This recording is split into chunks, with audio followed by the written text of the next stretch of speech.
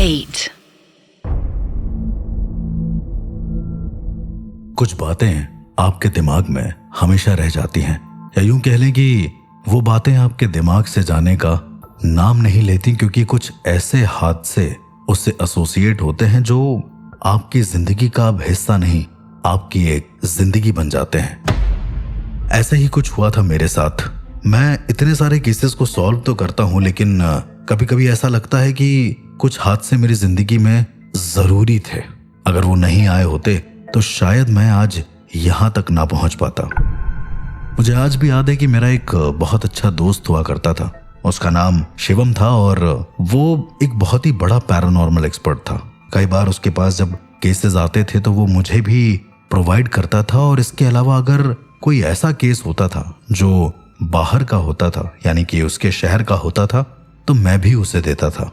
धीरे धीरे करके कुछ दिन बीते, मेरे पास एक केस आता है जिसमें एक लड़की बहुत ज्यादा परेशान होती है और उसके घर में उसके परिवार के सारे लोग एक ही रात में एक साथ पोजेस होते थे। अब ये बहुत ही ज्यादा अजीब था मेरे लिए। उस लड़की का घर मेरे उस पैरानॉर्मल एक्सपर्ट जो दोस्त था उसके घर के मुश्किल से 2-3 घंटे की दूरी पर था। तो मैंने अपने दोस्त शिवम को उन लोगों के घर जाने को बोल दिया। शिवम उनके घर गया, उसने सारी चीजें देखी, नोटिस करी, और उसने बताया कि उनके घर में कोई ब्रह्म है जो जाना नहीं चाहते, इसीलिए वो उनके पूरे परिवार को पोजेस करते हैं एक रात, और अगर कोई नहीं मानता है तो वो उसे दिखाते हैं कि वो कितने ज्यादा शक्तिशाली हैं। मैं अगर शिवम के बारे में आपको बताऊं ना, तो शिवम बहुत ही ज्यादा एक्यूरेट इंसान था एक साधक के दृष्टिकोण से। उसे कई सारी चीजें आती थी, उसे कई सारी विद्याएं आती थी जो शायद इवन मुझे भी नहीं आती होंगी। 2 दिन के बाद उसने मुझे फोन किया और बताया कि उसने उस केस को पूरी तरीके से सॉल्व कर लिया है। मैं भी बहुत ज्यादा खुश हुआ, लेकिन अचानक से उसने मुझसे एक शब्द कहा। उसने मुझसे कहा कि अगर मैं खो जाऊं तो मुझे ढूंढ लेना। अब ये शब्द मेरे लिए बहुत ज्यादा अजीब था। उसके बाद उसने फोन काट दिया। मैंने करीबन उसके बाद 15-20 कॉल करी होंगी, पर उसने एक भी कॉल उठाई नहीं। पता नहीं क्यों। मैंने बार बार उसको कॉल करनी चाहिए पर कोई कांटेक्ट नहीं। मैं सीधा उसके घर जाता हूं तो पता चलता है कि शिवम की मौत हो चुकी है। शिवम अपने ही घर में शायद कोई विद्या कर रहा था, शायद कोई पूजा कर रहा था। उसने अपने शरीर को माता के सामने ही त्याग दिया है। जब मैंने आसपास के लोगों से पूछा कि उसकी मौत हुई कैसे, तो वो बताते हैं कि एक रात वो पूजा कर रहा था, शायद कोई हवन कर रहा होगा। उस दिन रात में जोर से एक आवाज आई और वो बार बार ये कह रही थी कि मृत्यु एक दंड नहीं है बल्कि जीवन है। बात तो सच्चाई थी। हम शायद जो जीते हैं वो बहुत ज्यादा दुखदाई होता है रादर देन हम मर जाएं। जन्म खतरनाक है मृत्यु से। ये बात तो मेरे गुरुजी भी कहते थे, लेकिन ये आवाज क्यों आई? और इस आवाज के आने के बाद ही जब सारे लोगों ने शिवम के घर का दरवाजा खटखटाया है, ना खोलने पर जब सबने वो दरवाजा तोड़ा तो अंदर उसकी लाश मिलती है। अब उसकी लाश के मिलने का एक बहुत ही बेकार पैटर्न होता है। वो जिस हिसाब से उसकी लाश होती है मैं आपको बयान भी नहीं कर सकता, क्योंकि मैंने पहली बात तो देखी नहीं, पर जब लोगों ने बताई थी वो बहुत ही ज्यादा भयानक थी। लोगों ने बताया था कि किसी ने बहुत ही शातिरता के साथ जमीन पर एक चंदन से लेप किया, उसके बाद उसकी बॉडी उस पर लेटी या फिर उसको लटाला गया। एंड जो मेरा दोस्त था शिवम, उसके शरीर पर एक पतली सी पन्नी चढ़ी हुई थी जिसके ऊपर 7 अलग अलग धूप बत्तियां लगी थी, उसके सर से लेके पैर तक, और 7 धूप बत्ती जल रही थी। ये किस तरीके का तांत्रिक प्रोसीजर है जो मुझे पता नहीं। शिवम के एक हाथ में बहुत सारी मिठाई, ऐसे जैसे उसने वो मिठाई एक साथ उठा ली हो, और उसके दूसरे हाथ में एक जलता हुआ कोयला, ऐसे जैसे वो किसी साधना को करने वाला हो। मैंने इस पूरे चित्र को दिमाग में रखा और मैंने वहां के आसपास के लोगों से ये परमिशन ली कि मैं एक रात शिवम के घर में रुक जाऊं। पहले तो लोगों ने माना नहीं क्योंकि लोग मुझे जानते नहीं थे, लेकिन फिर बाद में उन्होंने एक्सेप्ट कर लिया। दरअसल शिवम के फैमिली के कुछ लोग जो कि बाहर रहते थे, उनसे बात कराई जब मैंने, तो ये लोग मान गए। मैं एक रात पूरा वहां पर रुका। शिवम की मौत को हुए शायद 1-2 दिन बीत चुके थे, लेकिन अभी भी मुझे बड़ा अजीब लग रहा था। मुझे ऐसा लग रहा था कि कुछ ऐसा है शिवम की मौत का जो मैं बता नहीं सकता, या फिर जो मेरे दिमाग में आ नहीं रहा। मैंने जब अपने ध्यान योग के जरिए देखा तो पता चला कि शिवम सच में अब नहीं है इस दुनिया में, उसकी आत्मा भी आसपास नहीं है। मुझे लगा हो ना हो ये सारी चीजें इतनी शातिरता के साथ शायद किसी ने मर्डर करके कर दी हूं। मेरे दिमाग में तो सिर्फ यही आ रहा था।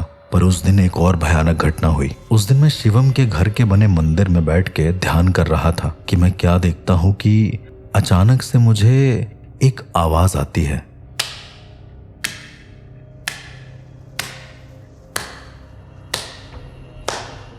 ऐसे जैसे कोई दीवार पर अपने हाथ को रख के चढ़ रहा हो। मैंने आसपास की दीवार पर देखा तो वहां पर कुछ भी नहीं था। मैंने पूजा करना फिर से शुरू कर दिया बिना देखे।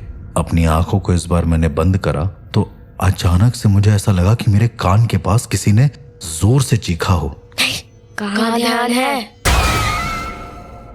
मुझे ऐसा लगा कि कोई बच्चा मुझसे बार बार ये कह रहा है कि कहाँ ध्यान है। जब मैंने आसपास पलट कर देखा तो वहां पर कोई भी नहीं था। थोड़ी ही देर में मैं क्या देखता हूँ कि मेरे पैर में कुछ पानी आकर लग रहा है। जब मैंने पानी की तरफ देखा तो वो पानी नहीं, किसी का खून था। खून जब मैंने ध्यान से देखा तो वो खून उस मूर्ति में से रिस रहा था जो माता की मूर्ति मेरी आंखों के सामने थी। मैंने एक बार फिर से ध्यान करने की कोशिश करी और इस बार मुझे जो दिखा वो बहुत ज्यादा भयानक था। इस बार मैंने क्या देखा कि मंदिर के कमरे से बाहर शिवम खड़ा हुआ है, पूरा खून में नहाया हुआ। उसके गले में एक अजीब सा लॉकेट है और वो जहां पर खड़ा है वहां पर वो पैरों में अपने कुछ बांध कर, शायद घुंघरू था या कुछ ऐसा, जोर जोर से उछल रहा है। शायद कुछ कहना चाह रहा था मुझसे। मैंने अपने ध्यान योग के जरिए पूछा भी कि शिवम क्या हुआ? शिवम तुम ठीक हो? जितनी देर में मैं शिवम से ये चीजें पूछता कि तभी अचानक से एक ऐसा दृश्य मेरी आंखों के सामने आया कि मेरी रूह कांप गई और उस दृश्य ने मुझसे कहा, बिल्कुल चुप हो जाओ। मैंने देखा कि दो बच्चे जो शायद मेरे दोस्त के पैर के पास खड़े थे, वो सिर्फ अपना सर निकाल कर ये बात बोल रहे हैं कि बिल्कुल चुप हो जाओ। मैंने पूछा कि तुम दोनों कौन हो? और ये सारी की सारी चीजें ध्यान योग के जरिए हो रही थी, यानी कि मेरी आत्मा उन सब से बात कर रही थी। तो उसमें से एक बच्चा कहता है, तुम्हें पता नहीं जन्म खतरनाक है, मृत्यु अच्छी है, मरना चाहोगे? मैं बहुत ज्यादा हैरान रह गया कि ये बच्चे वहां पर खड़े होके ये सब क्यों बोल रहे हैं। जितनी देर में वो ये सब बोलते उतनी देर में मुझे एक से ज्यादा बच्चों के हंसने की आवाजें आने लगी, ऐसे जैसे बहुत सारे बच्चे मेरे आसपास हंस रहे हों।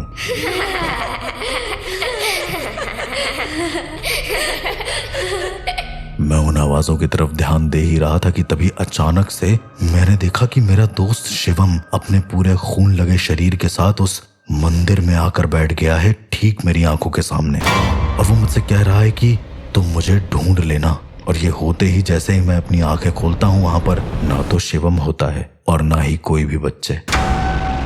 यहाँ पर कुछ तो ऐसा हुआ था जो मुझे अभी तक पता नहीं चल रहा था, कुछ ऐसा जो बहुत ही ज्यादा भयानक था, कुछ ऐसा जो सोच और समझ के परे था। अगले दिन मैं शिवम के यहाँ से जाने लगता हूँ तो मैं क्या देखता हूँ कि सामने से एक परिवार चलकर आ रहा है। उसे शायद शिवम से कोई मदद चाहिए होगी। उस परिवार में सबसे आगे एक बच्ची थी, करीबन 18-19 साल की, और वो मुझसे कहती है कि उसका परिवार अभी भी पोजेस हो रहा है, बहुत बुरी चीजें हो रही हैं और शायद आज उसके परिवार के मरने का आखिरी दिन है। मैं जब ध्यान से देखता हूँ उन लोगों को तो समझ में आता है कि ये वही परिवार है जिसको मैंने शिवम के पास भेजा था सही होने को। ये परिवार फिर से मेरी आंखों के सामने खड़ा है। जब मैंने उन्हें बताया कि शिवम की मौत हो गई है तो उस लड़की के परिवार में मौजूद उसके पापा कहते हैं कि तो होना ही था, गलत जगह आया था, वो मरेगा तो है ही। मैंने उन इंसान का मुंह देखा और देखते ही ये समझ गया कि शायद इनके ऊपर कोई दिक्कत है। पर ऐसे ही एक एक करके परिवार का हर एक इंसान मुझसे ये बात बोलने लगा और अंत में वो लड़की मुझसे कहती है कि उसके परिवार के सारे लोग अभी भी पोजेस हो रहे हैं और अगर हो सके तो मैं उन्हें बचा लूं। जितनी देर में मैं अपनी कोई भी बात बोलता वो पूरा का पूरा परिवार एक धुन में एक ही चीज कह रहा था, मृत्यु खतरनाक नहीं है, जन्म है।